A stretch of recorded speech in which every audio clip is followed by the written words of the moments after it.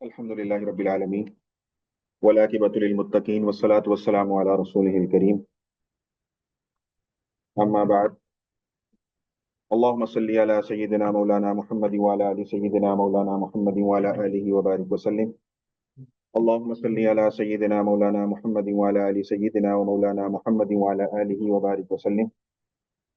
कल की क्लास में हमने नबी अलैहिस्सलाम के कुछ असफार का तज़किरा किया था कि आपने तिजारत की गर्ज से कुछ सफ़र किए थे शाम की तरफ अपने चचा अबू तालिब के साथ, जब आपकी उम्र 12 साल के करीब थी। और वहां पे एक ईसाई राहिब से मुलाकात हुई थी। कोई उसका नाम बता सकता है, क्या नाम था उनका? बहीरा।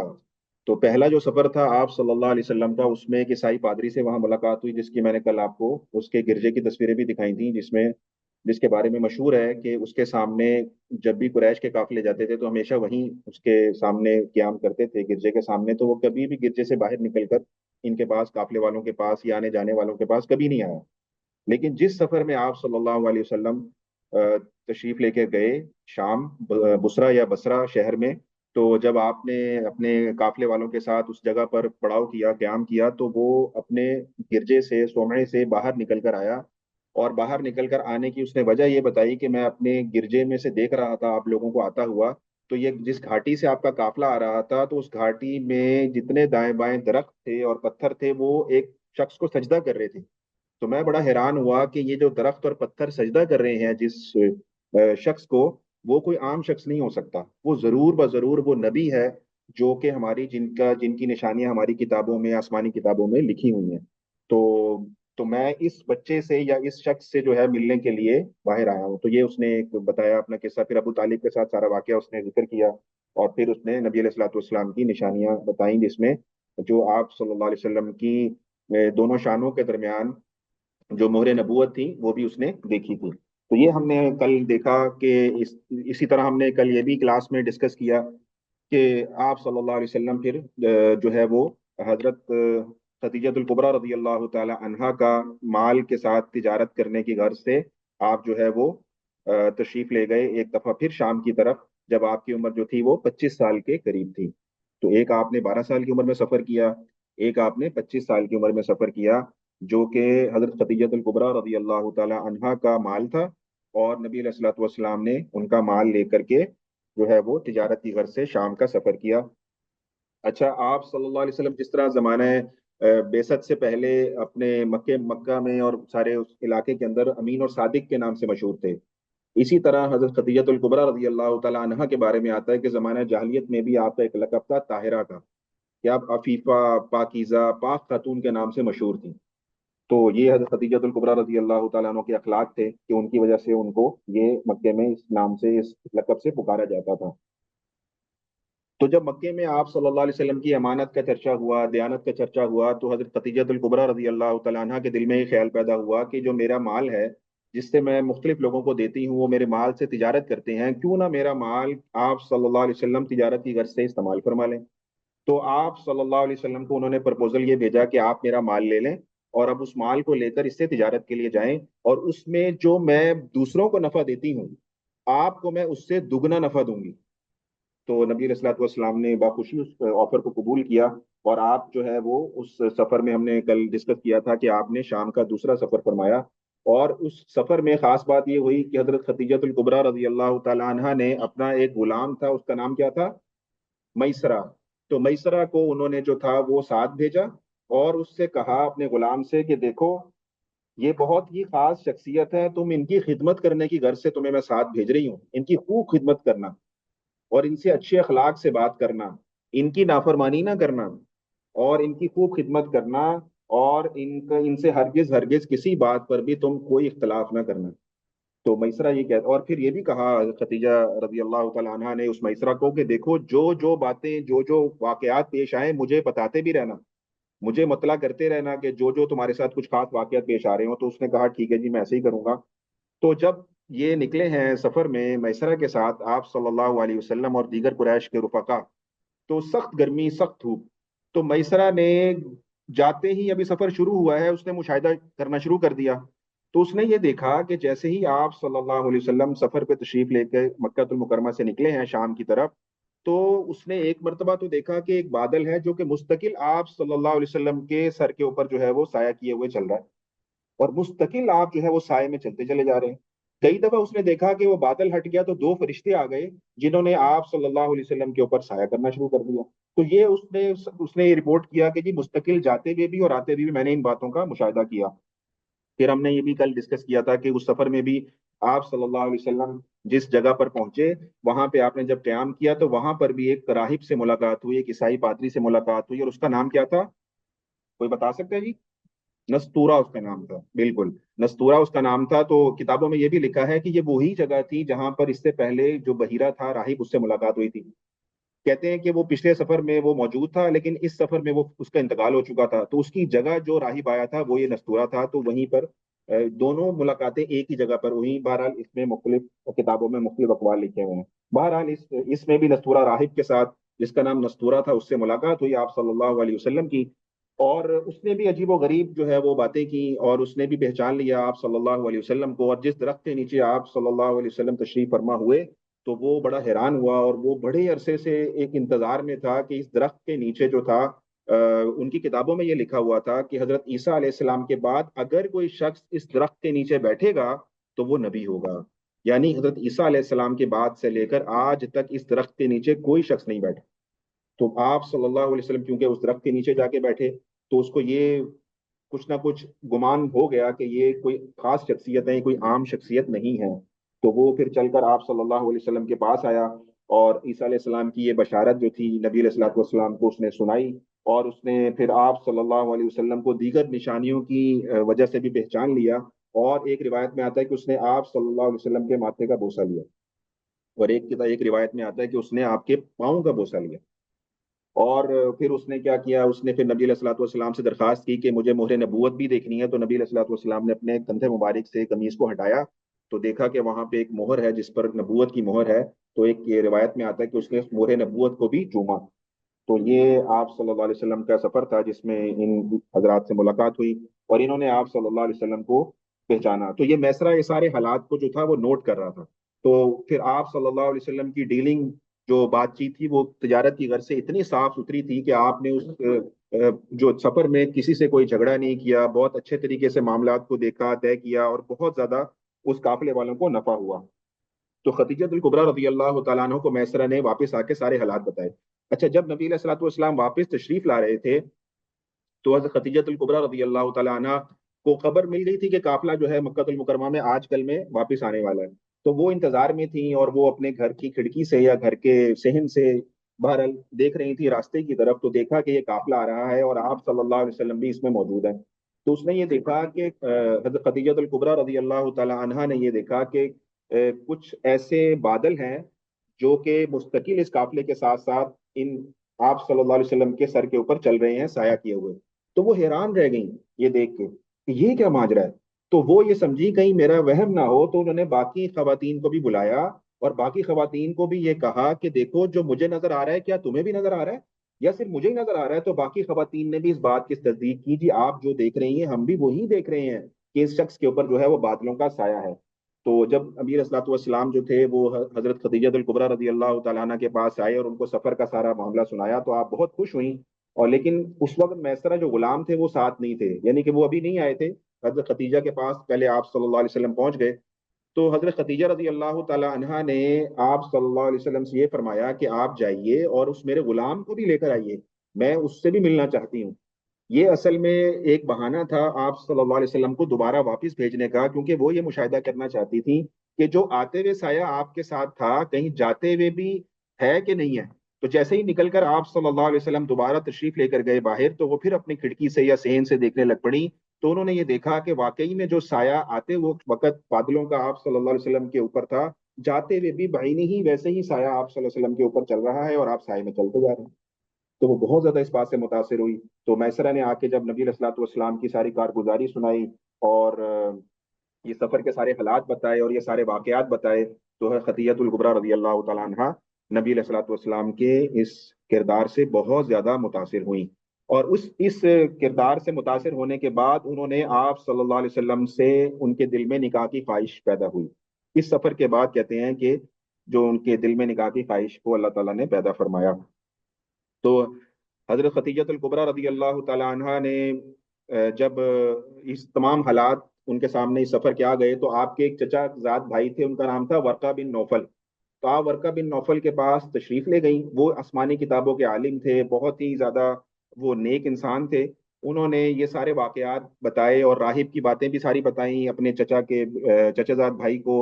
और फरिश्तों का साया करना भी सारा बताया, बादलों का साया करना भी बताया। तो वर्का बिन नौफल ने ये कहा कि खतीजा, अगर ये वाकयात बिल्कुल सच्चे हैं जैसे तुम बता रही हो, तो फिर यकीनन मोहम्मद इस उम्मत के नबी हैं। और मैं खूब जानता हूँ उम्मत में एक नबी होने वाले हैं जिनका हम सबको इंतजार है, और इनका जमाना भी बिल्कुल करीब आ चुका है।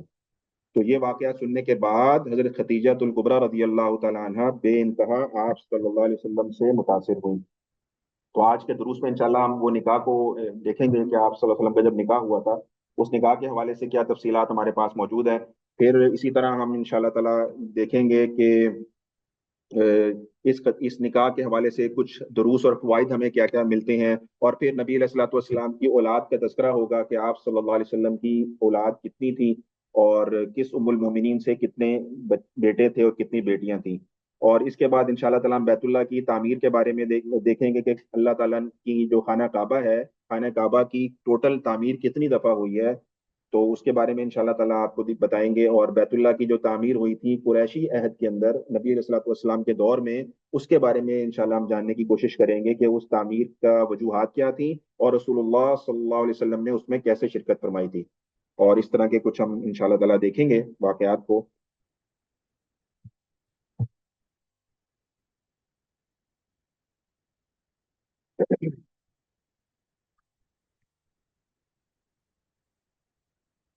चुनाचे सफर शाम से जब वापसी हुई है आप सल्लल्लाहु अलैहि वसल्लम की, तो 2 महीने और 25 दिन के बाद हजरत खतीजतुल कुबरा रजी अल्लाह तआला अन्हा ने अपनी एक सहेली, उनका नाम आता है नफीसा, उनके जरिए से नबी अलैहिस्सलातु वस्सलाम को निकाह का पैगाम भिजवाया। आप सल्लल्लाहु अलैहि वसल्लम ने जब ये पैगाम निकाह कबूल किया, वसूल किया, तो आपने अपने चचाओं से, अपने खानदान के बड़ों से मशवरा किया। तो आपके चचाओं ने इस चीज को बहुत ज्यादा पसंद फरमाया, और एक तारीख तय की कि इस फलां तारीख को हम जो है ये निकाह की तकरीब रखेंगे। चुनाचे आपके चचा अबू तालिब और हजरत हमजा वगैरह और दीगर लोग जो थे, वो हजरत खतीजतुल कुबरा रजी अल्लाह तआला अन्हा के यहाँ तशरीफ लाए। और हजरत खतीजा रजी अल्लाह तआला अन्हा के वालिद का इंतकाल हो चुका था। जिस तरह आप सल्लल्लाहु अलैहि वसल्लम के वालिद का इंतकाल हो चुका था, इसी तरह उम्मुल मोमिनीन हजरत खतीजा रजी अल्लाह तआला अन्हा के वालिद का भी इंतकाल जंग फुज्जार के मौके से पहले ही हो चुका था। तो आपके चचा थे, उनका नाम आता है अमर बिन असद। उनके तवस्सुस से फिर जो है ये निकाह की तकरीब हुई। और इस निकाह की तकरीब में कहते हैं कि ये ऐसा निकाह था जिसमें जिसका निकाह पढ़ाया था, इस निकाह का पढ़ाना अबू तालिब ने इस निकाह को पढ़ाया था, जो कि हजरत अली के वालिद हैं। और उन्होंने इस निकाह को पढ़ाया था, और ये ऐसा निकाह था, इसमें जो खुतबा निकाह पढ़ा गया उसके अल्फाज भी किताबों में लिखे हुए हैं। और हैरानगी है उसमें, बहुत ज्यादा बेहतरीन किस्म के अल्फाज, ऐसे अल्फाज जिसमें दूल्हा दुल्हन दोनों की तारीफें की गई हैं। ऐसा निकाह का खुतबा है जिसमें दूल्हा की भी तारीफ की गई है और दुल्हन की भी तारीफ की गई, यानी आप सल्लल्लाहु अलैहि वसल्लम की और खतीजतुल कुबरा रजी अल्लाह तआला अन्हा की दोनों की तारीफ के अल्फाज उस निकाह के खुतबे में मिलते हैं। चुनाचे ये निकाह के वक्त आप सल्लल्लाहु अलैहि वसल्लम की जो उम्र मुबारक थी वो 25 साल थी, और हजरत खतीजतुल कुबरा रजी अल्लाह तआला अन्हा की जो उम्र थी वो 40 साल किताबों में लिखी हुई है। नबी अलैहिस्सलातु वस्सलाम का ये पहला निकाह था, और हजरत खतीजतुल कुबरा रजी अल्लाह तआला अन्हा का ये तीसरा निकाह था। इससे पहले भी आपने 2 शादियां आपकी हुई थी। एक खावन का नाम था अतीक बिन आइज, और एक खावन का नाम आता है अबू हाला तमीमी। तो ये दोनों खावन जो थे वो इंतकाल कर चुके थे। तो ये आपका तीसरा निकाह था। तो इस निकाह के मौके पे जो है वो अ, 2 तरह का महर आता है। कि एक किताबों में लिखा हुआ है कि आपका जो महर था इस निकाह का, वो 20 ऊंट मुकर्रर हुआ, 20 ऊंट। और एक किताबों में आता है कि इन इसका निकाह की जो महर की रकम थी वो 500 दरम थी, 500 दरम। तो ये इसका महर था, और आप सल्लल्लाहु अलैहि वसल्लम ने जो था वो इस हक महर को अदा किया। और ये 20 ऊंट थे या 500 दरम थे, ये हक महर भी आपने अदा किया। तो इसमें एक दो बातें मैं यहाँ इंशाल्लाह करूंगा, हक महर के हवाले से भी और निकाह के हवाले से भी। حق مہر جو ہے وہ ادا کرنا ضروری ہے. عموماً ہمارے ہاں یہ ہوتا ہے کہ حق مہر کو غیر ضروری طور پر جو ہے وہ اس میں تاخیر کی جاتی ہے. ہم یہ پڑھتے ہیں کہ اندت طلب ہے. ٹھیک ہے، یہ شرعی مسئلہ ہے، اندت طلب ہے، لیکن جو چیز ہے کہ ادا کرنا اس کا ضروری ہے. حدیث میں آتا ہے کہ جو شخص حق مہر ادا نہ کرے اور حق مہر ادا کیے بغیر دنیا سے چلا جائے تو قیامت کے دن یہ اللہ کے ہاں زانی کھڑا ہوگا. تو یہ حق مہر کا جو مسئلہ ہے یہ بہت ہی اہم مسئلہ ہے، اور حق مہر عبادت ہے، اس پر ادا کرنے کا ثواب ہے، اور یہ دین ہے. تو حق مہر جو ہے اس میں ایک تو بات یہ ہے کہ حق مہر اتنا مناسب ہونا چاہیے کہ اس کو ادا کرنے میں بھی بہت زیادہ پریشانی نہ ہو. بہت زیادہ حق مہر رکھ لینا یا بالکل ہی 5,000 روپے رکھ لینا، 5,000 کی تو بکری نہیں آتی اور یہ جو ہے ایک عورت لے کر آ رہا ہے، تو یا تو بالکل ہی کم رکھ لیتے ہیں یا بہت زیادہ رکھ لیتے ہیں. تو دونوں چیزیں جو ہیں یہ نامناسب ہیں. حق مہر مناسب ہونا چاہیے اور پہلی رات میں اور پہلی ملاقات میں اس کا ادا کر دینا چاہیے. اگر کسی نے ابھی ادا نہیں کیا تو وہ ضرور بضرور اس کو ادا کر لیں. اللہ کے حضور دیر سے ادا کرنے کی ہم معافی بھی مانگیں. عام طور پر یہ ہمارے یہاں یہ ہوتا ہے کہ یا تو طلاق کے موقع پہ ادا کیا جاتا ہے، یا پھر عورت جب مر جاتی ہے تو پھر تھرتھلی مچ جاتی ہے کہ آپ حق مہر کس کو دیں، اس کی بہن کو دیں یا اس کے ماں باپ کو دیں یا اس کے کسی کو دیں، کسی رشتہ دار کو دیں. تو اس کا چیز اس کا باتوں سے بھی آدمی جو ہے وہ بچ جاتا ہے. اچھا، یہاں پہ ایک اور بات میں کروں گا نکاح کے حوالے سے، کہ نکاح کرنا بھی عبادت ہے. نکاح کرنا بھی عبادت ہے، اور ہر عبادت کا کوئی نہ کوئی فائدہ ہے. نماز پڑھتے ہیں نا، نماز ایک عبادت ہے، تو نماز کے بھی بہت سارے فوائد ہیں. روزہ ہم رکھتے ہیں، روزہ بھی عبادت ہے، تو روزے کے بھی بہت سارے فوائد ہیں. اسی طرح نکاح بھی ایک عبادت ہے اور اس کے بھی بے تحاشا فوائد ہیں. تو نکاح ہو، وقت پہ ہو، اور سنت طریقے سے ہو، اور کسی قسم کی بھی غیر شرعی جو کام ہے وہ نکاح جیسی عبادت کے نہ شروع میں ہونے چاہیے، نہ درمیان میں ہونے چاہیے، نہ ہی آخر میں ہونے چاہیے. سوال یہ ہے کہ جیسے ہم نے ابھی عشاء کی نماز پڑھی ہے، اب اگر عشاء کی اذان ہوئی ہے، اور اذان ایک عبادت ہے، نماز سے پہلے دینا ضروری ہے، تو عشاء کی اذان سے لے کر جماعت کے درمیان کا جو وقت ہے، اس کے درمیان اگر ہم کوئی ایسا کام کر لیں کہ یار ابھی تو نماز میں وقت ہے، 15 منٹ ہے، 20 منٹ ہے، کوئی ایسا کام کر لیا جائے، جیسے مثال کے طور پہ مثال دے رہا ہوں آپ کو، کہ کوئی ڈھول ڈمکے کا اہتمام کر لیا جائے کہ یار ابھی تو جو ہے وہ عبادت تو ابھی آنے والی ہے، نماز ابھی تو اذان ہوئی ہے، چلو اس سے پہلے کچھ ڈھول ڈھمکا ہو جائے، کوئی ایسی چیز ہو جائے، کوئی گانا بجانا وغیرہ ہو جائے، تو آپ مجھے بتائیے کیا اس پر ہمیں کوئی ثواب ملے گا یا گناہ ملے گا؟ گناہ ملے گا نا، کہ عبادت سے پہلے ہم نے ایک چیز غیر ضروری طور پر اس میں شامل کر لی. تو اسی طرح یہ نکاح بھی ایک عبادت ہے. اس نکاح کی عبادت سے پہلے خوشی کے نام پر ڈھول ڈھمکے کو ایڈ کر لینا، گانے بجانے کو ایڈ کر لینا، مخلوط گیدرنگ کو ایڈ کر لینا، تو یہ بھی جو ہے وہ سخت ترین گناہ ہے، گناہ کبیرہ میں سے ہے. ہمیں اس سے جو ہے وہ اجتناب کرنے کی اور توبہ کرنے کی ضرورت ہے. تو کچھ ہمیں اس نکاح سے کچھ دروس بھی ملتے ہیں، کچھ فوائد بھی ملتے ہیں. وہ دروس اور فوائد کیا ہیں کہ یہ نکاح جو تھا یہ نبی علیہ الصلوۃ والسلام نے حضرت خدیجہ الکبریٰ رضی اللہ تعالیٰ عنہ کو متاثر کیا اپنی تجارت کے ساتھ. اور یہ کامیاب تاجر کے اوصاف میں سے ایک وصف ہے کہ تاجر جو ہوتا ہے وہ صادق بھی ہوتا ہے اور امین بھی ہوتا ہے. تو آپ صلی اللہ علیہ وسلم کی صداقت اور امانت سے اتنا متاثر ہوئی خدیجہ الکبریٰ رضی اللہ تعالیٰ عنہ کہ انہوں نے فوراً آپ صلی اللہ علیہ وسلم کو جو نکاح کا پیغام دیا. تو آپ کی اس تجارت میں آپ کی شخصیت کی ان اوصاف کی وجہ سے آپ صلی اللہ علیہ وسلم کو یہ نکاح کا پیغام بھیجا گیا. پھر ذرائع آمدنی کا ایک بہترین درجہ تجارت ہے. کل تجارت پہ بات ہوئی تھی، ایک صاحب نے ایک دوست نے پوچھا بھی تھا تجارت کے حوالے سے تھوڑی بات کر لیں. تو تجارت کے حوالے سے میں اتنا کہنا چاہوں گا کہ ذرائع آمدنی کا بہترین ذریعہ جو ہے وہ تجارت کا کرنا ہے. تجارت میں اللہ نے برکت بھی رکھی ہے، سہولت بھی رکھی ہے، اور اللہ تعالیٰ نے خود نبی علیہ الصلوۃ والسلام کے لیے بعثت سے پہلے تجارت کا انتخاب کیا.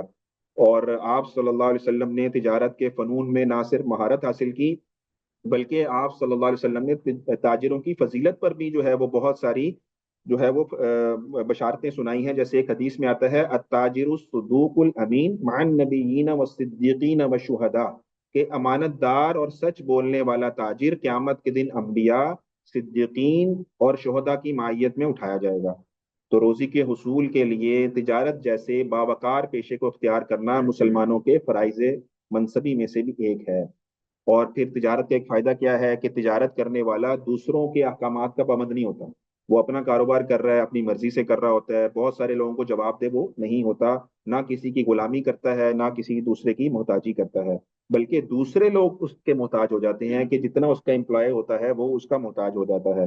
تو یہ ایک تجارت پہ تھوڑی سی بات تھی. اور پھر اس میں ہمیں کیا سبق ملتا ہے کہ آپ صلی اللہ علیہ وسلم کی جو یہ شادی ہے حضرت خدیجہ الکبریٰ رضی اللہ تعالیٰ عنہا سے، یہ اللہ تعالیٰ کی مشیت بھی تھی کہ اللہ تعالیٰ نے ایسے ہی لکھا ہوا تھا، اللہ تعالیٰ کا یہی فیصلہ تھا. تو اللہ تعالیٰ نے آپ صلی اللہ علیہ وسلم کے لیے بہترین شریک حیات کا انتخاب فرمایا، بہترین، جو ہر لحاظ سے آپ کے مناسب ہو. کہ ان کی سیرت میں انشاءاللہ ہم آگے چل کے دیکھیں گے. ابھی ہم آگے سیرت نبی علیہ السلام کی سیرت کیونکہ ابھی بتا رہے ہیں، بیان کر رہے ہیں سبقن سبقن، ابھی ہم ایسے ہی آگے گزریں گے. لیکن اس کے بعد انشاءاللہ تھوڑے لیکچرز میں ہم حضرت خدیجہ الکبریٰ رضی اللہ تعالیٰ عنہا کا جو ہے وہ سیرت کو بھی بیان کریں گے انشاءاللہ. تو اس میں آپ دیکھیں گے کہ خدیجہ الکبریٰ رضی اللہ تعالیٰ عنہا ایسی اوصاف والی خاتون تھیں کہ انہوں نے آپ صلی اللہ علیہ وسلم کے ہر غم میں آپ کا ساتھ دیا، آپ صلی اللہ علیہ وسلم کی ہر بوجھ کو انہوں نے اٹھایا ہے، اور نبوت کی ذمہ داریاں ادا کرنے میں نبی علیہ الصلوۃ والسلام کے شانہ بشانہ انہوں نے معاونت کی ہے. اور بہترین عالم کے اندر انہوں نے پیار اور محبت کے ساتھ آپ صلی اللہ علیہ وسلم کی جو ہے وہ کے ساتھ زندگی کو بسر کیا ہے. شیخ غزالی رحمۃ اللہ علیہ کا قول ہے کہ ایسی عورتیں جو عظیم لوگوں کی زندگیوں کو کامیاب بنانے والی ہوتی ہیں، ان کے لیے حضرت خدیجہ الکبریٰ رضی اللہ تعالیٰ عنہ کی زندگی ایک مثالی زندگی. تو ایسی خواتین جو ہیں وہ بھی جیسے اپنے خامندوں کے ہر بوجھ کو اٹھائیں اور ان کے غموں کو ہلکا کریں، تو یہ ایک اچھی خاتون کی ایک نشانی ہوا کرتی ہے. اور پھر انبیاء اور جتنے بھی رسول آئے اور جنہوں نے امت کی فکر کی کہ امت ان کی جو ہے وہ جہنم سے بچ کر جنت میں جانے والی بن جائے، تو اس حساسیت کے ساتھ انبیاء علیہ الصلوۃ والسلام نے زندگی کو گزارا ہے کہ انہوں نے اس دعوت کی وجہ سے اپنی قوم کی زیادتیاں بھی برداشت کی ہیں. تو اب وہ حق کی طرف بلا رہے ہیں اور ان کی قوم ان کو پتھر مار رہی ہے، ان کو شہر سے نکال رہی ہے، ان کو تکلیفیں پہنچا رہی ہے.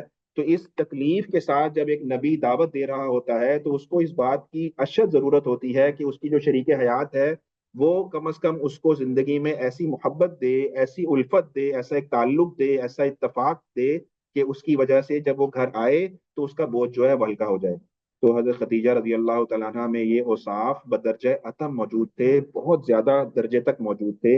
اور انہی اوصاف نے نبی علیہ الصلوۃ والسلام کی زندگی پر بہترین، عمدہ اور گہرے اثرات چھوڑے کہ آپ صلی اللہ علیہ وسلم باقی زندگی میں حضرت خدیجہ کے انتقال کے بعد بھی ان کو بہت زیادہ یاد کرتے تھے. تو یہ ہم اس میں جو ہے وہ کچھ اوصاف کی بات ہم نے کر لی. اچھا، اس میں ایک پوائنٹ ہے کہ مستشرقین اور سیکولر قسم کے لوگوں کی زبانوں کو جو ہے وہ اس جو ہے وہ شادی سے، یا نبی علیہ الصلوۃ والسلام کی جو ازدواج تھی ان کے، یعنی آپ صلی اللہ علیہ وسلم کے جو 11 نکاح تھے ان سے ان کی زبانیں جو تھیں وہ بند ہوتی ہیں. وہ کیسے بند ہوتی ہیں کہ مستشرقین اور جو سیکولر قسم کے لوگ ہیں نا، وہ کیا کرتے ہیں کہ آپ صلی اللہ علیہ وسلم کی جب سیرت کا مطالعہ کرتے ہیں نا، قرآن پاک کا مطالعہ کرتے ہیں، دین اسلام کی مختلف چیزوں کا مطالعہ کرتے ہیں، تو یہ بات مشاہدے میں آئی ہے کہ وہ نعوذ باللہ آپ صلی اللہ علیہ وسلم کو ایک ایسے شخص کے روپ میں دیکھتے ہیں کہ جو اپنی ذات اور اپنی خواہشات میں ڈوبا ہوا شخص ہے. تو حقیقت بالکل اس کے برعکس ہے. حقیقت بالکل اس کے برعکس ہے. اور حقیقت جیسے ہم ابھی تک دیکھتے آ رہے ہیں کہ آپ صلی اللہ علیہ وسلم نے اعلان بعثت سے پہلے بھی جیسی پاکیزہ زندگی گزاری ہے ایسی زندگی کسی نے نہیں گزاری. کہ اس معاشرے کے اندر جس میں انتہا درجے کی بے حیائی ہے اور انتہا درجے کی جو آوارگی ہے، اس معاشرے میں نبی علیہ الصلوۃ والسلام نے آنکھ کھولی اور اپنے ذات کو ہمیشہ ان چیزوں سے بہت زیادہ دور رکھا. نہ کسی قسم کی بت پرستی کی طرف کبھی گئے، نہ شراب کی طرف گئے، نہ زنا کی طرف گئے، نہ اس قسم کی اور دوسری قباحتوں کی طرف گئے، بلکہ بہت ہی پاکیزہ شخصیت کے طور پر انہوں نے اپنے شب و روز کو گزارا. تو اس میں کیا ہے کہ جیسے ہم دیکھتے ہیں آپ صلی اللہ علیہ وسلم کی ابھی تک سیرت طیبہ کا مطالعہ کرتے ہوئے ہم نے دیکھا کہ آپ صلی اللہ علیہ وسلم ہر قسم کی برائی سے دور رہنے والے تھے.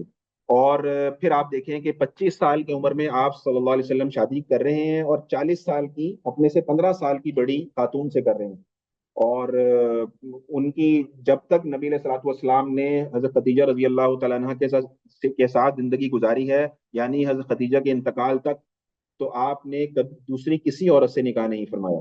اور جب ان کا انتقال ہو گیا اس کے بعد پھر آپ صلی اللہ علیہ وسلم نے اس کے بعد جو ہے وہ پھر شادیاں فرمائیں. تو اس میں یہ ہے کہ جوانی کا جو زیادہ تر حصہ تھا، جوانی کا زیادہ تر حصہ نبی علیہ الصلوۃ والسلام نے حضرت خدیجہ رضی اللہ تعالیٰ عنہ کے ساتھ گزارا. اور جب آپ ایک درمیانی حصہ گزار کر بڑھاپے میں داخل ہو گئے تو پھر جو ہے وہ حضرت خدیجہ رضی اللہ تعالیٰ عنہ 65 سال کی عمر میں اللہ تعالیٰ کو پیاری ہو گئی، اور اس وقت آپ صلی اللہ علیہ وسلم کی جو عمر تھی وہ 50 سال تقریباً ہو چکی تھی۔ تو آپ صلی اللہ علیہ وسلم نے اس میں ان کے ساتھ ایک عرصہ گزارا، اور اس عرصے میں کسی دوسری عورت کے ساتھ آپ نے شادی کا نہیں سوچا۔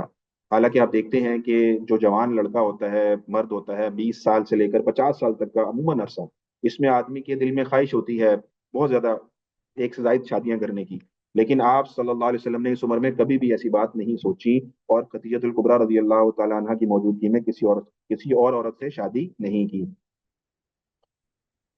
تو یہ کچھ اس میں اسباق تھے، دروس اور فوائد تھے نکاح کے حوالے سے۔ پھر آپ صلی اللہ علیہ وسلم کی اولاد طیبہ کا ذکر کر لیتے ہیں۔ 25 سال کی عمر میں آپ صلی اللہ علیہ وسلم کی شادی ہوئی، اور حضرت خدیجہ الکبریٰ رضی اللہ تعالی عنہ کے بطن سے آپ کے 2 بیٹے اور 4 بیٹیاں پیدا ہوئیں۔ آپ کی اولاد میں حضرت قاسم رضی اللہ تعالی عنہ کی جو پیدائش ہے وہ سب سے پہلے ہے، اسی لیے آپ کا جو آپ کی کنیت ہم نے دیکھا تھا کہ وہ ابو القاسم کے نام سے مشہور ہوئی ہے۔ یہ آپ کے بڑے بیٹے تھے، یہ ابھی بہت چھوٹے تھے، اپنے پاؤں پر چلنا بھی سیکھ ہی رہے تھے کہ ان کی وفات ہو گئی تھی۔ اور پھر دوسرے بیٹے آپ کے پیدا ہوئے حضرت عبداللہ رضی اللہ تعالیٰ عنہ۔ تو کہتے ہیں کہ یہ 2 بیٹے ہیں، اور حضرت عبداللہ کا جو لقب ہے، انہی کا لقب طیب بھی ہے اور طاہر بھی ہے۔ کتابوں میں، جیسے کئی کتابوں میں آتا ہے کہ آپ کے 4 بیٹے تھے یا 3 بیٹے تھے، تو ویسے اس میں یہ ہے کلیئرٹی کہ آپ کے 2 ہی بیٹے تھے، اور حضرت عبداللہ کا جو لقب تھا وہ طیب بھی تھا اور طاہر بھی تھا، گویا یہ دونوں نام حضرت عبداللہ ہی کے مشہور ہوئے۔ تو پیدائش کے کچھ عرصے کے بعد حضرت عبداللہ رضی اللہ تعالیٰ عنہ کا بھی انتقال ہو گیا، اور جو حضرت عبداللہ کی ولادت ہوئی ہے یہ آپ کو نبوت ملنے کے بعد ہوئی ہے، یعنی جب آپ کی عمر اچھا جب آپ کی عمر 30 سال کی تھی، تو جب 30 سال کے ہوئے آپ صلی اللہ علیہ وسلم، تو آپ کے ہاں آپ کی بڑی بیٹی حضرت زینب رضی اللہ تعالیٰ عنہ کی پیدائش ہوئی تھی، اور پھر ان کا نکاح آپ صلی اللہ علیہ وسلم نے مکے میں ہی، ان کے خالہ زاد بھائی تھے ابو العاص رضی اللہ تعالیٰ عنہ، تو ان سے حضرت خدیجہ الکبریٰ رضی اللہ تعالیٰ عنہ اس وقت حیات تھی، ان کی زندگی میں ہی حضرت زینب کی جو تھی وہ شادی بھی کر دی گئی تھی۔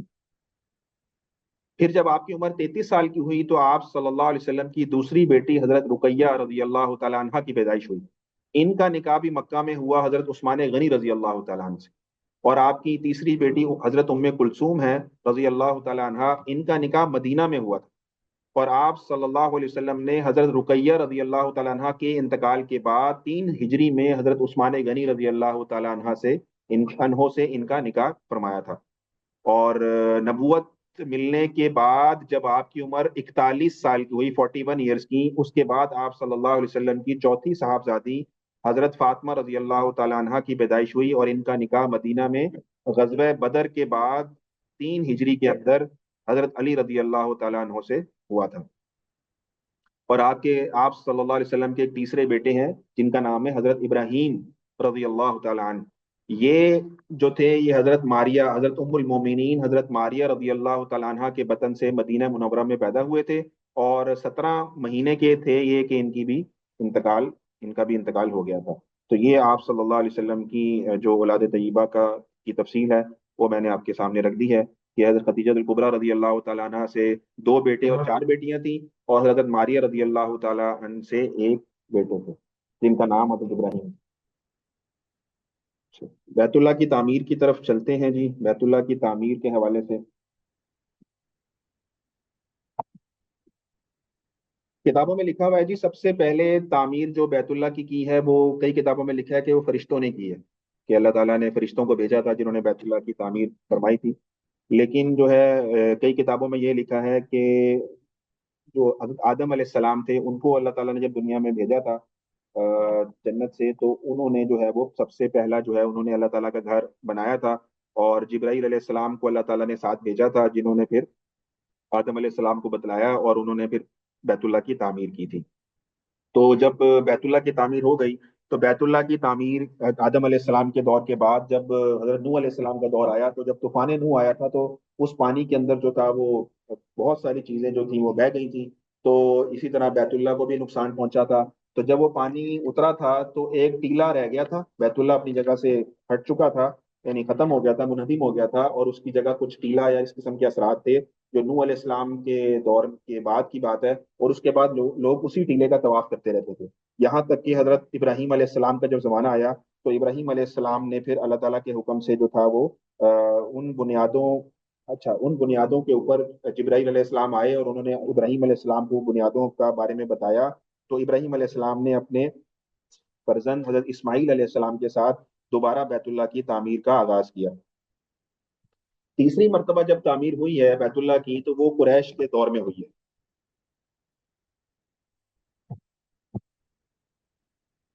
قریش کے دور میں تعمیر ہوئی ہے تیسری مرتبہ، اس کو انشاءاللہ ہم ابھی تفصیل سے دیکھیں گے۔ اور اس کے بعد جو ہے حضرت عبداللہ بن زبیر رضی اللہ تعالیٰ عنہ نے اپنے زمانے خلافت میں چوتھی مرتبہ بیت اللہ کی تعمیر کی تھی، اور اس کے بعد عبد الملک بن مروان کے دور میں حجاج بن یوسف نے جو ہے وہ بیت اللہ کی تعمیر کی تھی، تو ٹوٹل 5 مرتبہ بیت اللہ کی تعمیر ہوئی ہے۔ ابھی بھی شاید آپ میں سے کسی کے ذہن میں بات آ رہی ہو کہ 20-25 سال پہلے بھی بیت اللہ کی جو تھی وہ تعمیر کی غرض سے سعودی گورنمنٹ نے پروگرام بنایا تھا، تو اس میں وہ تعمیر نہیں تھی، وہ انہوں نے کیا یہ تھا کہ وہ بیت اللہ کے جو اینٹوں کے درمیان مسالہ تھا جو اپنی جگہ چھوڑ چکا تھا یا چھوڑ رہا تھا، وہاں پر انہوں نے بیت اللہ کے اینٹیں وغیرہ ہٹائی نہیں تھی، بلکہ ان کو کسی طریقے سے انہوں نے اس مسالے کو جو تھا وہ بس ٹھیک ٹھاک کر کے نیا مسالہ اس میں جو اینٹوں کے درمیان تھا وہ فل کر دیا تھا۔ تو یہ دوبارہ بیت اللہ کو کی دیوار کو منہدم کر کے نئے سرے سے بنانا ایسا کام انہوں نے نہیں کیا، تو صرف اسی کو ریپیئر کیا تھا، تو ریپیئرنگ ورک ہوا تھا۔ تو یہ 5 دور ہیں جس میں بیت اللہ کی تعمیر ہوئی ہے۔ بیت اللہ کی تعمیر جب عہد ابراہیمی میں ہوئی، یعنی ابراہیم علیہ السلام نے جب بیت اللہ کی تعمیر کی تھی، تو بیت اللہ کا یہ ایک ماڈل ہے، اس میں آپ دیکھ رہے ہیں کہ 2 دروازے تھے اس کے ابراہیم علیہ السلام کے دور میں، اور یہ مستطیل شیپ میں تھا، ریکٹینگولر شیپ میں تھا، ابھی تو اسکوائر شیپ میں ہے نا، چوکور ہے، تو یہ چوکور نہیں تھا بلکہ یہ لمبائی کے اندر تھا، اور اس کے اوپر چھت بھی نہیں تھی۔ ابراہیم علیہ السلام کے دور میں بیت اللہ کی چھت نہیں تھی، 2 دروازے تھے جو کہ بالکل زمین کے ساتھ لگے ہوئے تھے، آپ دیکھ رہے ہیں بالکل زمین کے ساتھ ہیں دروازے، اور یہ مستطیل شیپ میں تھا۔ اس کے بعد جب آپ صلی اللہ علیہ وسلم کے دور میں اس کی تعمیر ہوئی ہے عہد قریش کے اندر، تو اس میں یہ واقعہ کیسے ہوا کہ جب یہ واقعہ فیل ہوا نا، ابراہ جب آیا تھا اور اس نے بیت اللہ کی جو ہے وہ منہدم کرنے کی پالیسی پہ آیا وہ، لیکن اس سے پہلے یہ بابیلوں نے اس کا کلا کما کر دیا، تو قریش جو تھے یا عرب جو تھے وہ بیت اللہ کی تعظیم بہت زیادہ کرنے لگ پڑے، تو بیت اللہ کو وہ ہاتھ نہیں لگاتے تھے اس طریقے سے نا، جیسے بیت اللہ کی دیواریں ہیں وقت کے ساتھ ساتھ بوسیدہ ہو رہی ہیں، عمارت کمزور ہو رہی ہے، تو وہ بیت اللہ کو ہاتھ نہیں لگاتے تھے اس ڈر کی وجہ سے کہیں ہم اس کو ریپیئر کرنے کی غرض سے ہاتھ لگائیں، کہیں ایسا نہ ہو کہ دوبارہ ہم پہ بھی اللہ کا عذاب آ جائے، تو وہ بالکل اس طرف نہیں جاتے تھے۔ تو ہوتا کیا رہا کہ بیت اللہ کی دیواریں کمزور ہوتی چلی گئی، کمزور ہوتی چلی گئی، اور بوسیدہ ہوتا چلا گیا، اور پھر یہ تھا کہ بیت اللہ جس مکے میں پہاڑوں کے درمیان تھا نا، یہ ارد گرد پہاڑ تھے ہر طرف، تو یہ نشیب کا علاقہ بنتا تھا، تو مکے میں جب بھی بارش وغیرہ ہوتی تھی تو پانی بھی یہیں اسی میدان کے اندر کھڑا ہو جاتا تھا، اور پانی کئی کئی دن تک کھڑا رہتا تھا، تو یہ تیر تیر کر بھی طواف کیا کرتے تھے، یعنی اتنا پانی تھا نکلتا ہی نہیں تھا کہیں پہ، تو اس پانی کے کھڑا ہونے کی وجہ سے بھی جو ہے بیت اللہ کی جو بنیادیں تھیں اور تعمیر تھی اس میں کافی زیادہ اس میں فرق آ گیا تھا۔ تو ایک دفعہ کیا ہوا، قریش کو یہ قریش سر جوڑ کر بیٹھے دار الندوہ کے اندر جو انہوں نے مشورے کی جگہ بنائی تھی، تو وہاں پہ انہوں نے بیٹھ کر مشورہ کیا کہ ہم جو ہے نا بیت اللہ کو دوبارہ تعمیر کرتے ہیں، اس طرح تو یہ کئی سالوں میں بالکل ختم ہو جائے گا، تو انہوں نے اس کو منہدم کرنے کر کے یعنی گرا کر دوبارہ نئے سرے سے بنانے کی تجویز جو تھی وہاں پہ قریش کے لوگوں نے پیش کی۔ اچھا قریش پہ نا اس بات کا تو اتفاق ہو گیا جی بالکل ٹھیک ہے، اس کو گرانا چاہیے اور اس کی جگہ نیا بنانا چاہیے۔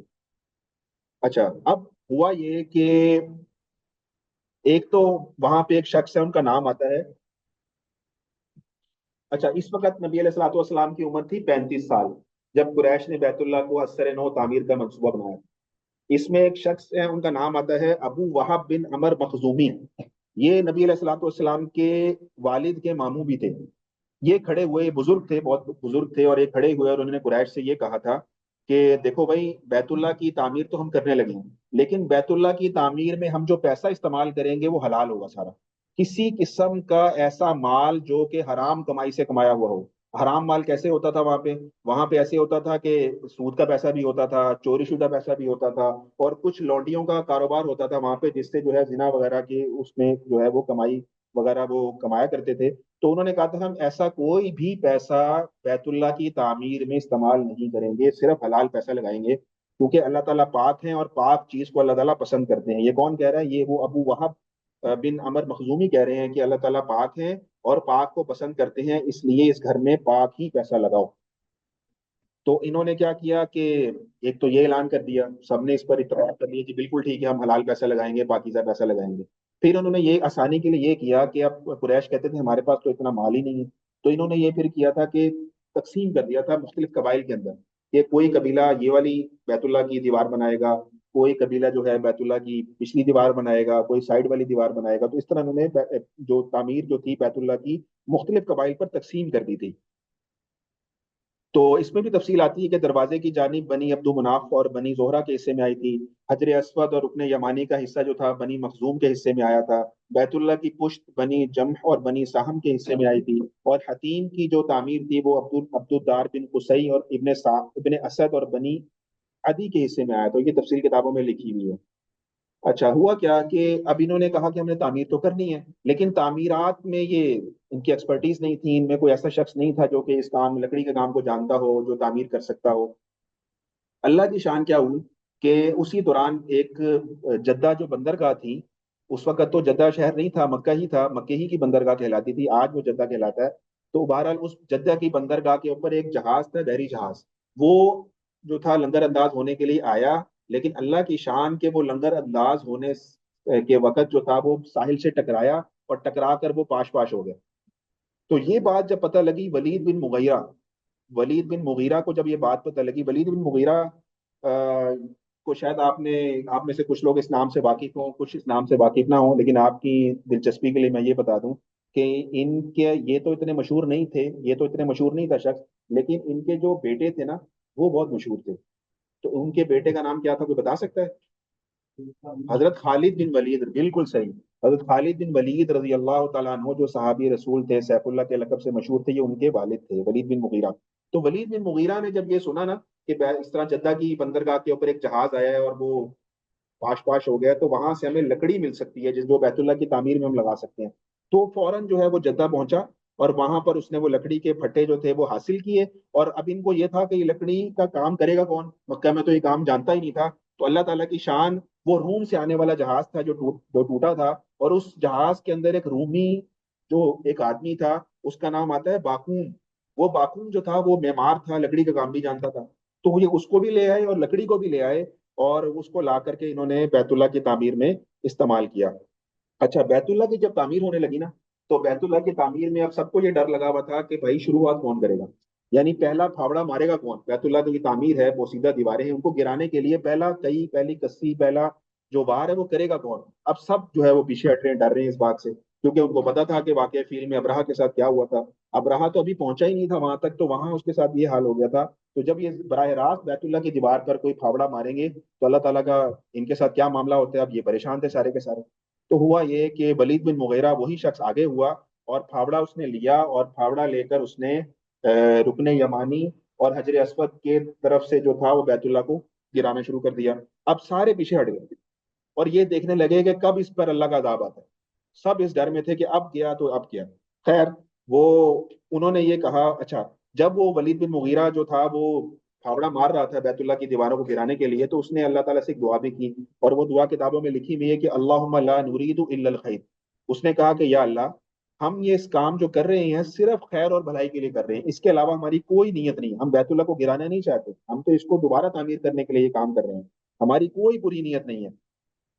تو اہل مکہ نے کہا کہ اب اس نے ایک دو پھاوڑے مارے تو اہل مکہ آگے نہیں آئے، تو اہل مکہ نے پھر یہ مشورہ کیا کہ ہم رات کا انتظار کریں گے، اگر رات اس ولید پر کوئی آسمانی بلا نازل ہو جائے تو ہم اپنے کاموں سے پیچھے ہٹ جائیں، اور اگر یہ صبح تک صحیح رہا تو پھر ہم بھی اس کا ساتھ دینے کے لیے جو ہے وہ آگے آ جائیں گے۔ تو اب انہوں نے رات کا انتظار کیا تو ولید پر کوئی آسمانی بلا نازل نہیں ہوئی۔ تو صبح جب ہوئی تو انہوں نے دیکھا ولید تو صحیح سالم پھر رہا ہے، اور پھر وہ پھاوڑا لے کر آ رہا ہے بیت اللہ کے اندر، تو پھر سب کی ہمت جو تھی وہ بند گئی، انہوں نے کہا نہیں اب ٹھیک ہے، اب ہم سب کو جو ہے وہ یہ کام کرنا چاہیے۔ تو سارے لوگوں نے جو ہے وہ دل و جان سے اس کام میں شریک ہوئے، اور بیت اللہ کی جو تھی وہ کھدائی کرنا شروع کر دی، اور اتنی کھدائی کرنا شروع کر دی کہ بیت اللہ کی جو جو بنیادیں تھیں، جو بنیادیں ابراہیمی کہلاتی ہیں، وہ نظر آنا شروع ہو گئی۔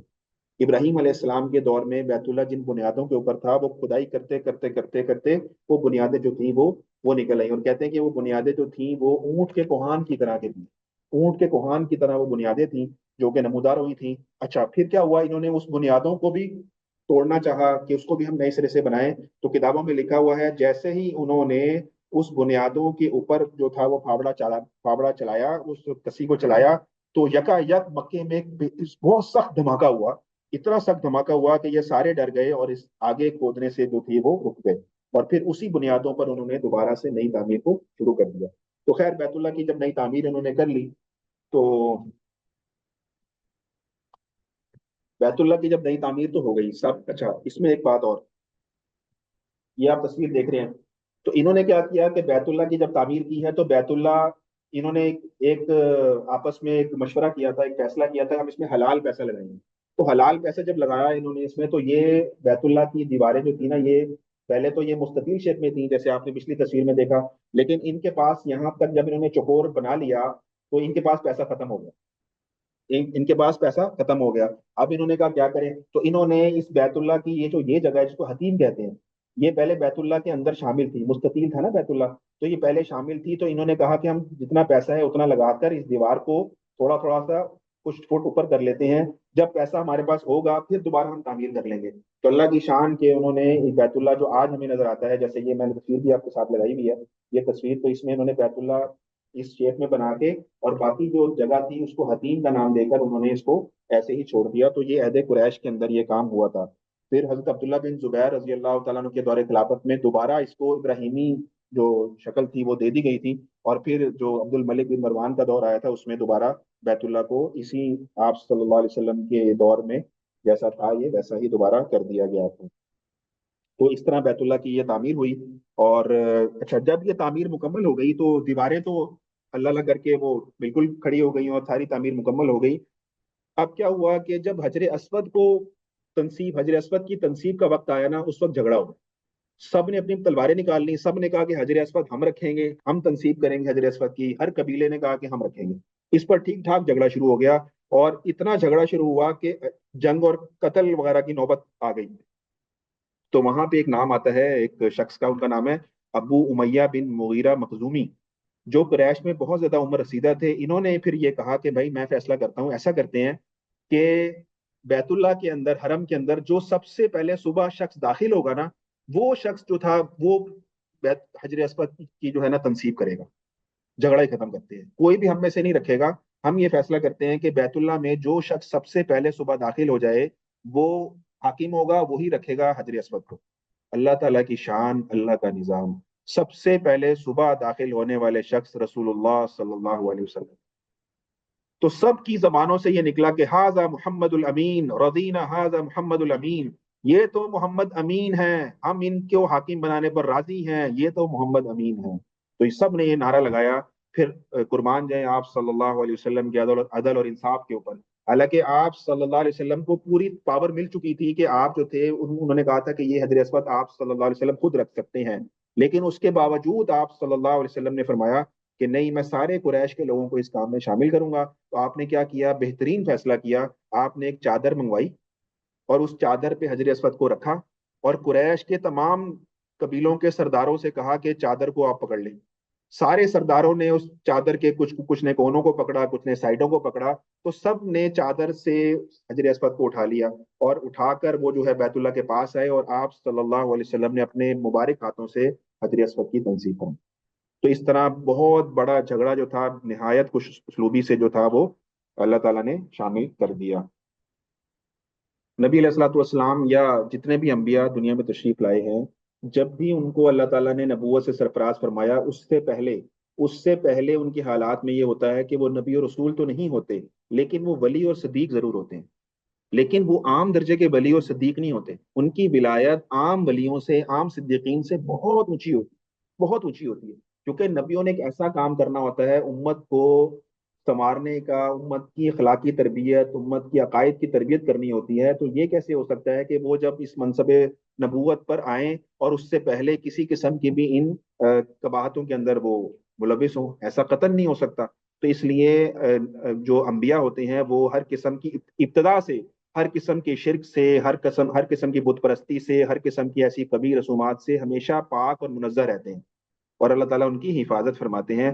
تو ایک مسند احمد میں عروہ بن زبیر سے ایک روایت ہے کہ حضرت خدیجہ رضی اللہ تعالیٰ عنہ کے ایک ہمسائے نے بیان کیا کہ میں نے رسول اللہ صلی اللہ علیہ وسلم کو حضرت خدیجہ سے یہ کہتے ہوئے سنا کہ خدا کی قسم میں کبھی لات، یہ بت کا نام ہے، لات عزا حبل، آپ کو پتا ہے یہ سارے بتوں کے نام ہیں، تو یہ لات، میں نبی علیہ الصلوۃ والسلام نے فرمایا خدا کی قسم میں کبھی لات کی پرستش نہیں کروں گا، نہ ہی کبھی خدا کی قسم میں عزا کی پرستش کروں گا۔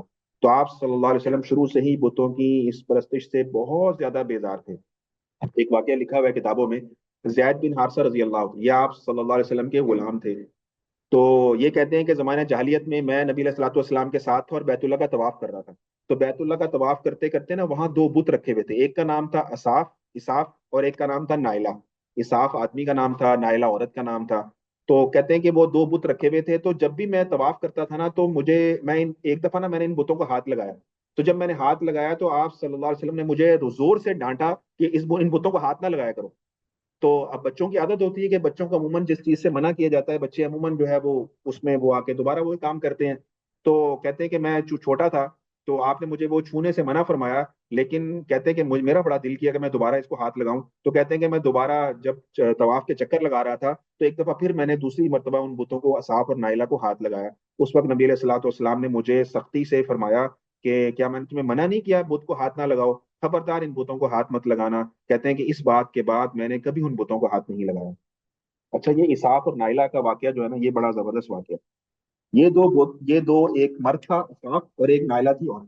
تو اب انہوں نے کیا کیا، انہوں نے حرم بیت اللہ کے اندر جو تھا نا وہ گناہ کا پروگرام بنایا، ڈیٹ کا پروگرام بنایا کہ ہم جہاں بیت اللہ میں ملیں گے اور بیت اللہ میں مل کر ہم بیت اللہ کے اندر جو ہے وہ ایسا غلیظ جو ہے وہ زنا کا کام کریں گے۔ تو یہ انہوں نے کام بنایا۔ اب جیسے ہی اللہ کی شان وہ ایک دوسرے کے قریب ہوئے، اللہ تعالیٰ کی طرف سے وہ بت بن گئے، پتھر کے مجسمے بن گئے، وہ دونوں مرد اور عورت پتھر بن گئے۔ جب یہ پتھر بن گئے تو باقی لوگوں کو جو ہے نا بہت زیادہ عبرت ہوئی کہ یہ ایسا گناہ کا غلیظ کام وہ بھی بیت اللہ کے پاس کر رہے ہیں کھڑے ہو کے۔ تو انہوں نے کیا کیا، ان کو اٹھایا، ان کے پتھر کے مجسموں کو اٹھا کر ایک کو رکھ دیا صفا کے اوپر، صفا کی پہاڑی پر، اور ایک کو رکھ دیا مروا کی پہاڑی پر عبرت کے لیے۔ اور پھر انہوں نے کیا کیا کہ انہوں نے کہا کہ یہ بہت ہی بدبخت قسم کے لوگ ہیں جو کہ بیت اللہ میں یہ کام کر رہے ہیں، تو ان کو ہم نا جب بھی صفا مروا کی صحیح کریں گے نا ان کو ہم جوتے ماریں گے۔ تو انہوں نے کیا کیا، لوگوں نے جب بھی صفا سے مروا جاتے جوتے مارتے، مروا سے صفا آتے ایک کو جوتا مارتے، کیونکہ ایک انہوں نے صفا پہ رکھ دیا بت اور ایک اس کو نائلہ کو جو تھا وہ مروا پہ رکھ دیا، تو آتے جاتے دونوں جگہ پر جوتے مارا کرتے تھے۔ اب غلطی انہوں نے کیا کی، اس میں ایک نقطہ آپ کو سمجھانا ہے بہت زبردست قسم کی۔ غلطی انہوں نے یہ کی کہ اس کو دین کا حصہ سمجھ لیا، طواف اور سعی کا حصہ سمجھ لیا کہ یہ دین کا حصہ ہے ان کو جوتے مارنا۔ تو ہوا کیا کہ وہ ان کو جوتے مارنا دین کا حصہ سمجھ کر خوب جوتے مارتے رہے۔ اب یہ بتائیں کہ یہ کام انہوں نے جو کیا تھا جوتے مارنے کا، بظاہر کام تو اچھا کیا تھا نا، کہ بھائی یہ دو لوگ ہیں بیت اللہ میں ایسی غلیظ حرکت کر رہے ہیں تو وہ جوتوں کے قابل ہے نا، تو جوتے مارنا تو اچھی چیز سے ان کو مارتے۔ لیکن غلطی کیا کی کہ اس کو دین کا حصہ بنا کے انہوں نے اس کام کو کرنا شروع کر دیا۔ اب ہوا کیا، کچھ عرصے تک تو یہ کام چلتا رہا۔ اس کے بعد کیا ہوا کہ شیطان نے ان کے دل میں یہ ڈالا، شیطان آیا روپ میں کسی کے، اور اس نے ان کو یہ پٹی پڑھائی کہ یار دیکھو ان کو جوتے نہ مارا کرو، ان کو چپیڑے چپوڑے مار لو کافی ہے، ان کو تھپڑ مار لو، ہاتھ مار لو کافی ہے، ان کو نا جوتے نہ مارا کرو، یہ جوتا مارنا ٹھیک نہیں ہے۔ تو لوگوں کی سمجھ میں بات آ گئی، تو کچھ عرصے تک لوگ ان کو ہاتھ مارتے رہے، چپیڑے مارتے رہے، ان دونوں کو صفا مرواتے۔ کچھ عرصے کے بعد جب بہت عرصہ گزر گیا تو کچھ عرصے کے بعد پھر دوبارہ شیطان آیا اور شیطان نے لوگوں کو پٹی یہ پڑھائی کہ بھائی ان کو ہاتھ چپیڑے نہیں مارتے، ان کو تو چھونا چاہیے، ان کو تو ہاتھ لگایا کرو برکت کے لیے، یہ تو بیت اللہ کے اندر ہے، ایک صفا کے اوپر ہے ایک مروا کے اوپر ہے، یہ تو بہت ہی کوئی نیک بزرگ لوگ ہیں جو کہ بیت اللہ کے اندر رہتے ہیں، ان کے مجسمے بیت اللہ میں لگے ہوئے ہیں، ان کو تم ہاتھ کیوں مارتے ہو، ان کو تو ہاتھ لگانا نہیں ہوتا، ان کو ہاتھ چھونا ہوتا ہے۔ تو شیطان نے یہ پٹی لوگوں کو پڑھا دی، تو لوگوں نے کیا کیا کہ واقعی وہ بھی اس کی بزرگی کے قائل ہو گئے اور ان کو جو ہے وہ برکت کے لیے ہاتھ پھیرنا شروع کر دیا۔ کچھ عرصے کے بعد کیا ہوا کہ شیطان نے ان کو کہا کہ یار آپ نے ان کو صفا مروا پہ رکھا ہوا ہے، یہ تو اتنے بڑے بزرگ ہیں، ان کو تو بیت اللہ کے پاس رکھو لا کر۔ تو پھر انہوں نے وہ دونوں بت اٹھائے اور دوبارہ مطاف میں بیت اللہ کے پاس نصب کر دی۔ تو ہوتا کیا ہے، اس میں ہمیں سبق کیا ملتا ہے، ہمیں سبق یہ ملتا ہے کہ بدعات جب ہوتی ہے نا، جب بھی بدعت دین کے ساتھ شروع کی جائے گی ہمیشہ اس کی نیت اچھی ہی ہوگی، لیکن کچھ عرصے کے بعد وہ اتنی لازم اور ملزوم بن جاتی ہے، دین کا ایسا حصہ بن جاتی ہے کہ اس میں قباحتیں نظر آنا شروع ہو جاتی ہیں، اور پھر وہ کچھ سے کچھ بن جاتی ہیں۔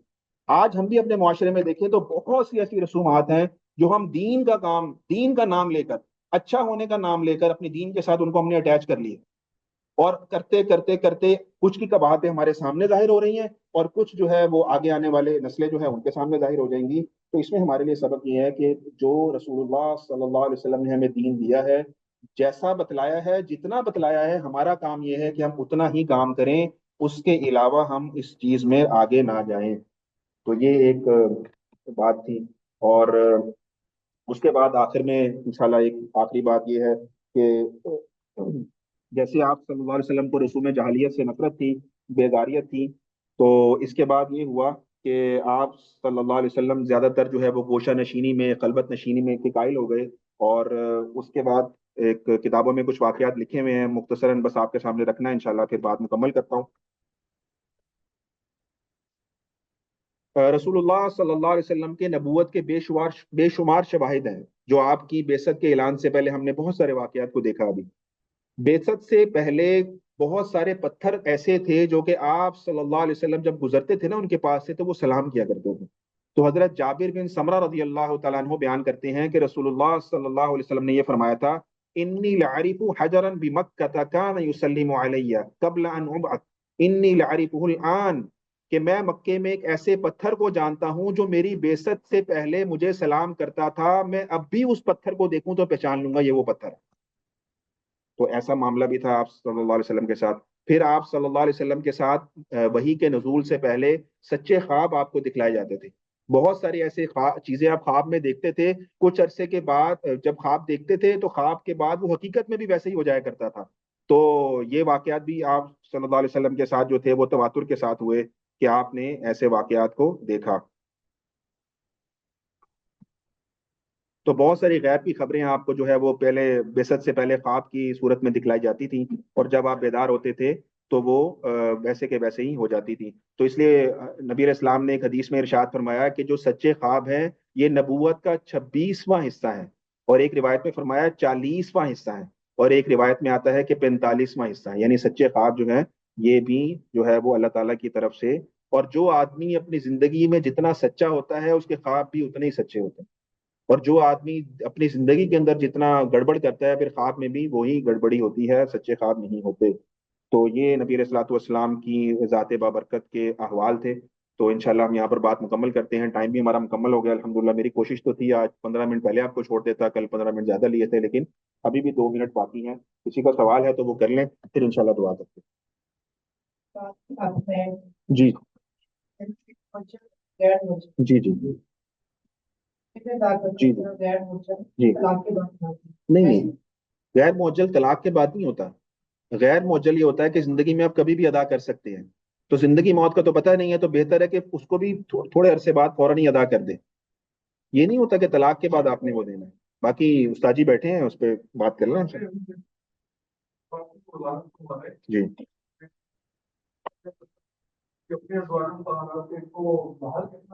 جی، ٹھیک ہے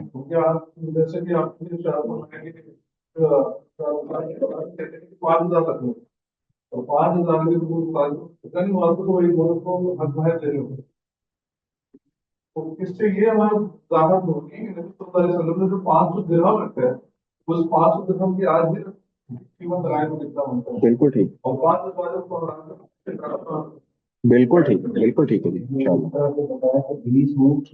جی جی، بالکل ٹھیک ہے، بالکل صحیح ہے۔ دیکھیں کچھ چیزیں ایسی ہوتی ہیں کہ انسان کف میں جب جاتا ہے نا، دیکھتا ہے کہ میری حیثیت کیا ہے اور آگے لانے والی عورت کی حیثیت کیا ہے۔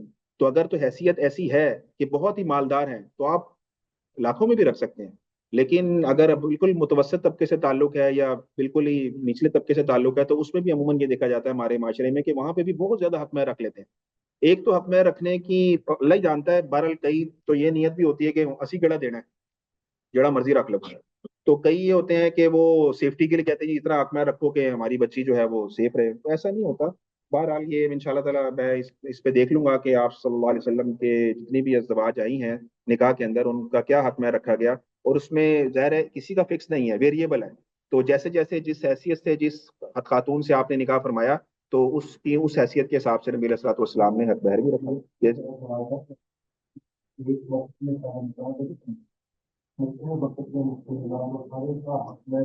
मुख्तलिफ।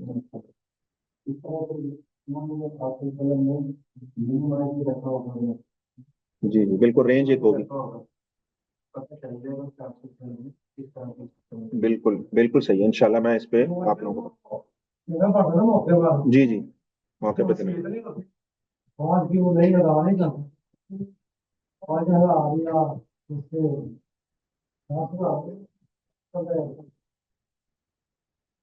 देखिए वो गैर मुअज्जल बेशक वो बाद में अदा करे, लेकिन अदा तो करना उसके जिम्मे है ना। अदा तो करेगा ना वो। हाँ, ये हक महर माफ नहीं होता जी। हक महर ये नहीं होता कि औरत ने माफ कर दी। हाँ, आप उसको दे दें, वो देने के बाद आपको अपनी खुशी से दे दे तो ठीक है।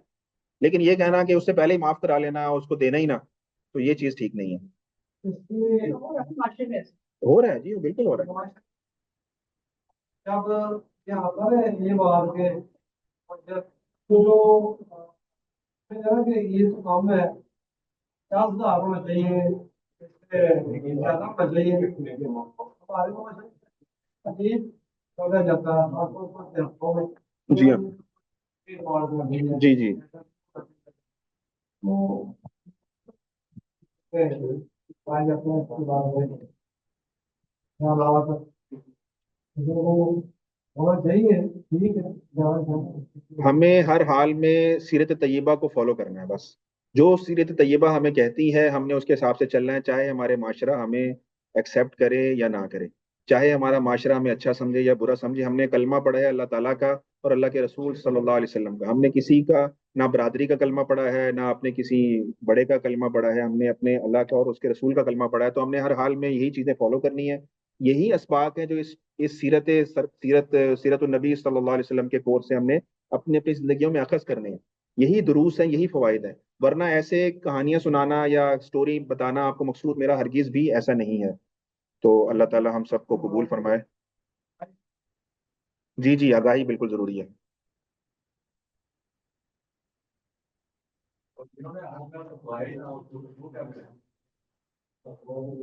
हक में है तो जरूरी है जी।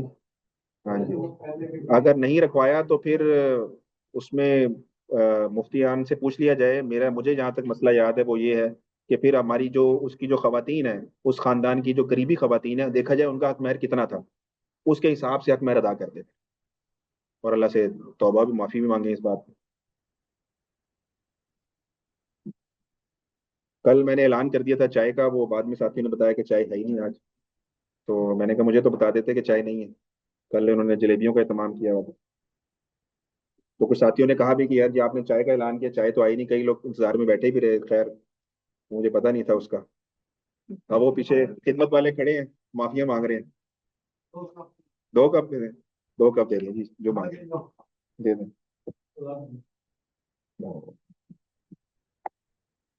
किसी भाई का सवाल है तो पूछ लें। एक ऑनलाइन सवाल भी आया हुआ है कि बुतों को बैतुल्ला से कब हटाया गया। ये इंशाल्लाह मैं आपको देख कर बताऊंगा अभी कि ये फतह मक्का के बाद हटाया गया या उससे पहले भी। एक सवाल आया जी कि बैतुल्ला की जो दीवारों की हाइट है वो क्या हर दफा सेम रही है। तो ऐसा नहीं है। इब्राहिम अलैहिस्सलाम ने जब बैतुल्ला की तामीर की थी तो उसकी हाइट एक इंसान के कद के बराबर थी या थोड़ा सा कुछ ऊपर थी, इतनी ज्यादा नहीं थी। लेकिन जब कुरैश ने, और छत भी नहीं थी उसकी, लेकिन जब अहद कुरैशी के अंदर जो नबी अलैहिस्सलाम के दौर में बैतुल्ला की तामीर हुई है तो फिर उन्होंने क्या चेंजिंग की कि 2 दरवाजों को एक कर दिया, दरवाजों को काफी ऊंचा कर दिया कि हम जिसको चाहेंगे वो दाखिल होगा, हर कोई दाखिल नहीं हो सकता। और उन्होंने दीवारें भी काफी ऊपर करके छत भी डाल दी थी उसकी। तो ये तब्दीलियां कुरैश के बैतुल्ला की तामीर में की गई थी। बैतुल्ला की दीवारों की हाइट तो मुझे अभी याद नहीं है, मैं इंशाल्लाह देख के बता दूंगा।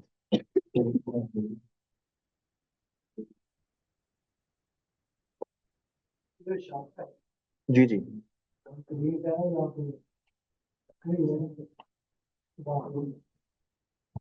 ये भी देखना पड़ेगा।